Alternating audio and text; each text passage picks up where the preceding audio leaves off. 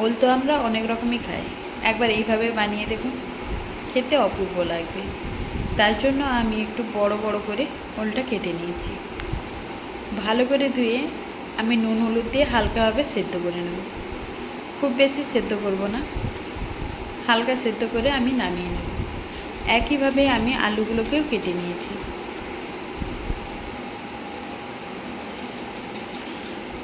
কড়াইতে পরিমাণ মতো তেল দিয়ে তেলটা গরম হয়ে গেলেই আমি আলুগুলো ভেজে নেব হালকা লবণ আর হলুদ দিয়ে।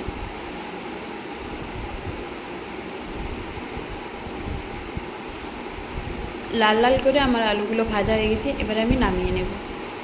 যেই তেলটা থাকবে তাতে দিয়ে দেব গোটা গরম মশলা ফোড়ন,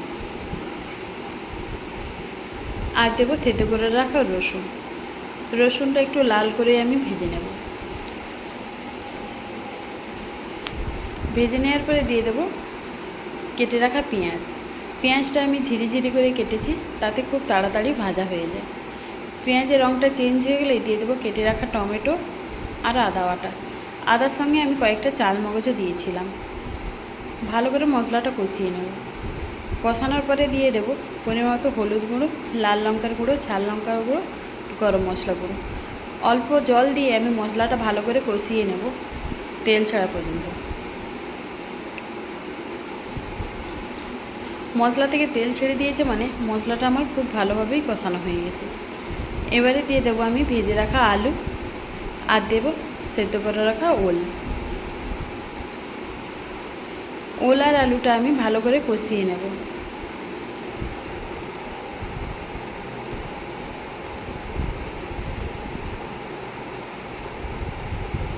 সুন্দরভাবে ওল আর আলুটা কষানো হয়ে গেছে। দিয়ে দেবো পরিমাণ মতো গরম জল। তবে গরম জলটা দিলেই খাবারের টেস্টটা কিন্তু দ্বিগুণ হয়ে যায়। নাড়াচাড়া করে আমি ঢাকা দিয়ে সেদ্ধ হতে দেব।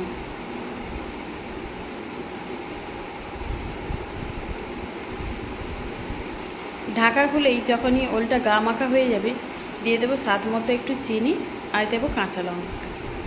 যে যেমন ঝাল পছন্দ করেন সেইভাবে ঝালটা দিতে পারেন। একটু নাড়াচাড়া করে নামিয়ে গরম গরম পরিবেশন করবেন। সত্যি বলছি, খেতে কিন্তু অপূর্ব লাগবে। এই রেসিপিটা কেমন হয়েছে অবশ্যই কমেন্টে জানাবেন।